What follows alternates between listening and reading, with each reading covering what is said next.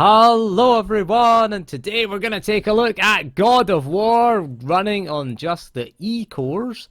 So on our i7-12700KF, and we might as well set it to give me a story because yeah, we're not really gonna get a decent frame rate. Although the frame rate in the early going here, there's not much going on here. It's just Kratos touching up this tree. The frame rate is not so bad. You can see how CPU bound it is. Only running on 4 cores. So the Core i7-12700KF, it's made up of 2 types of cores. There is the P cores, which are the performance cores, and they are the Kratos cores, if you will. They are the dad cores. Again, they are big, beefy cores, which are hyper-threaded. There's 8 of them and 16 threads, which can go up to 4.7 gigahertz. Then you've got the E cores, which are the efficiency cores, and we'll call them the boy cores, because they are like the boy, and they're weaker and there's less of them. So you get 8 cores and 16 threads in the P cores, but we are only giving it access to 4 cores and 4 threads. So we're only no hyper threading here, and they're limited to 3.6 gigahertz. We can't overclock them. We can overclock the P cores, but we can't overclock the E cores. So we've used our old friend Process Lasso just to disable access to the P cores for God of War.exe, GOW.exe it's called. So we just go in there and just create a rule and just set the affinity with the CPU cores, just disable them. It does highlight the E cores for you. Which is nice, and we've done that in Afterburner here. I have separated the P cores from the E cores. Now, the other consequence of this is, of course, there's no audio. For some reason, GeForce Experience will not record audio. It's fine when you use the P cores, but when we use the E cores, maybe it uses one of the E cores to process the audio, and it just doesn't have any. Although it should really schedule that to one of the P cores, because only God of War has access. The rest of the system, you can see the P cores will get usage throughout this playthrough, throughout this video, but you can see here 100% on all 4 cores. Essentially, we're running an old Core i5, if you think about it, a quad-core Core i5 bolted on to our Core i7 here, but we're just using that. And so why would we want to use this? Well, it's an interesting experiment, isn't it? So the downside to this is, of course, no audio in the recording. The audio was fine when I was playing it, but when I played back the recording, had no audio. Tried it again with the P cores, and the audio recorded that fine then. So I'm guessing it's just the thing that it doesn't like. It doesn't like GeForce Experience, just won't record the audio.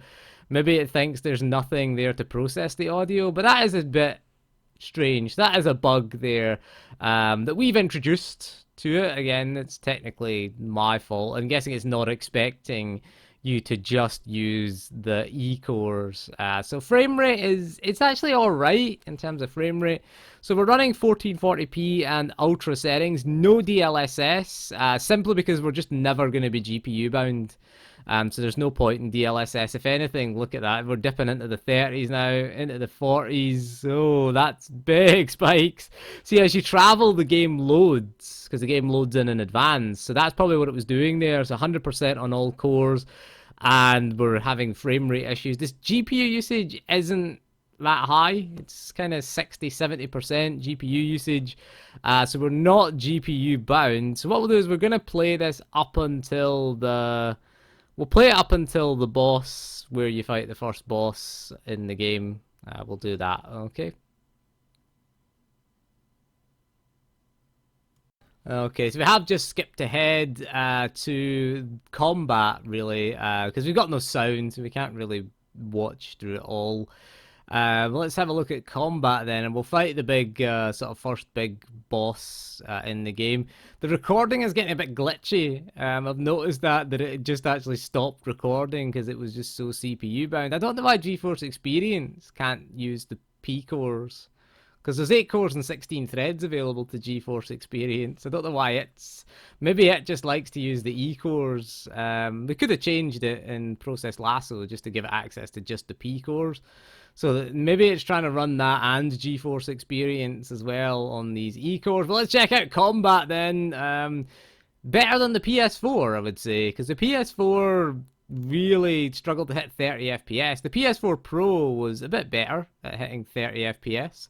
Higher resolution it was the PS4 Pro, but the resolution not really relevant to be honest because we're CPU bound, and CPU doesn't really scale with resolution too badly. So I think even if we tried this at 4K, we would still have maybe a bit. It might be a bit smoother at 4K because it'll be more GPU bound at 4K. That would maybe be better, but putting DLSS on does push CPU usage up because it's rendering at a lower resolution. So again, that just puts more emphasis on the CPU. That's why we've left it at native 1440p, just so that we put a bit more strain on the GPU. But we are CPU bound fully. So DLSS is more for, it won't help the CPU usage. Put it that way. So this is a big loading point here that you go through. Again, the PS4 and PS5, they use that to mask the loading screens. And again, you would get frame rate dips here, and we're going to get big frame rate dips here as well as we come up to this door to open it. This is a big test for the CPU. 100% across the 4 cores, really. Those little E-cores are hanging in there.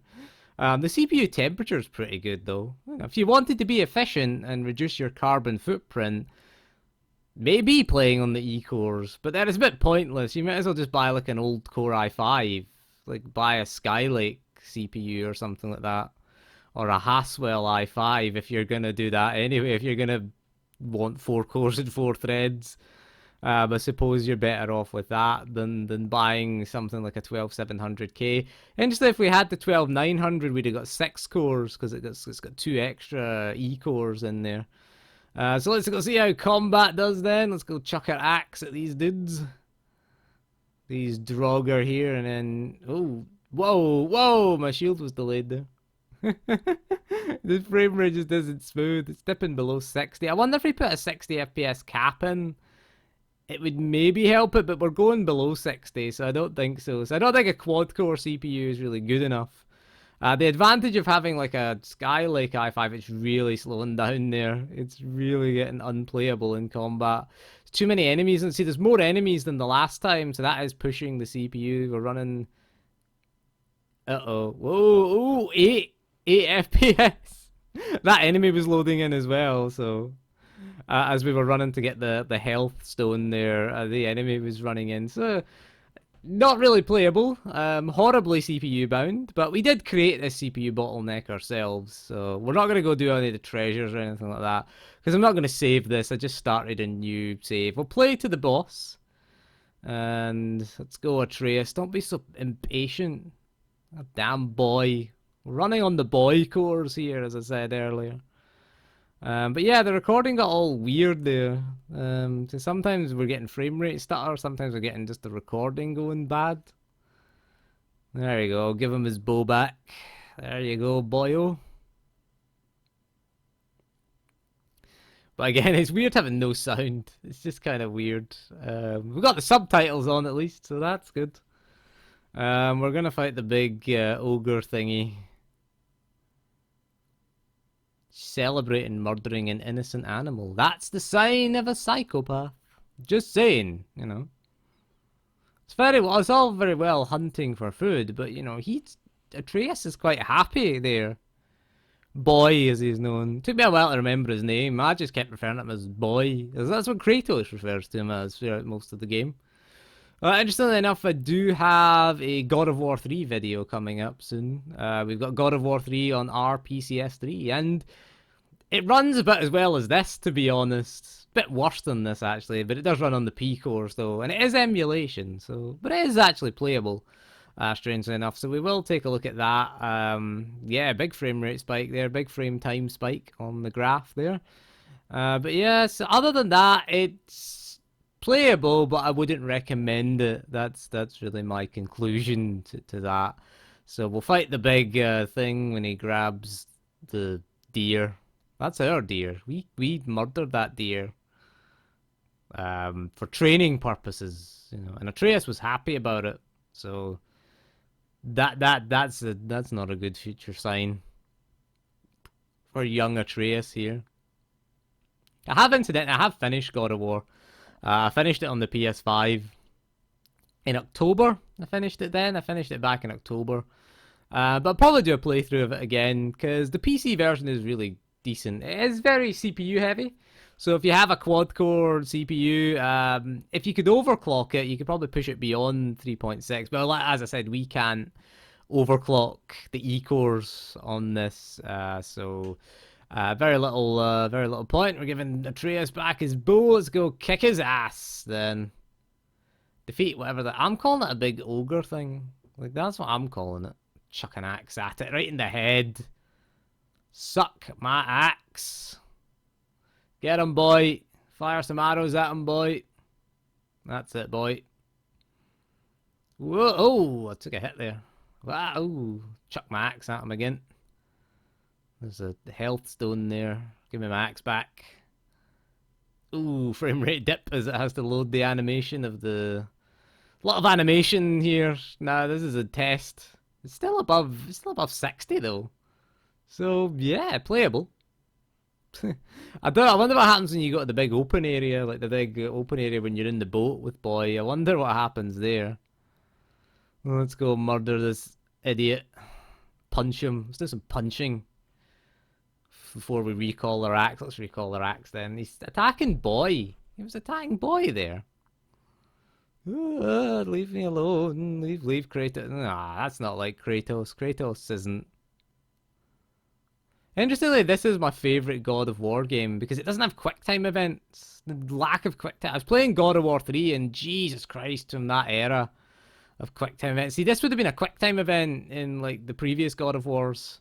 But we just get to watch him beat the shit out of this dude. Look, he's dead, Kratos. I think he's dead. Yeah, he's definitely dead now. He's giving up now. And then Boy comes in stabbing away at him.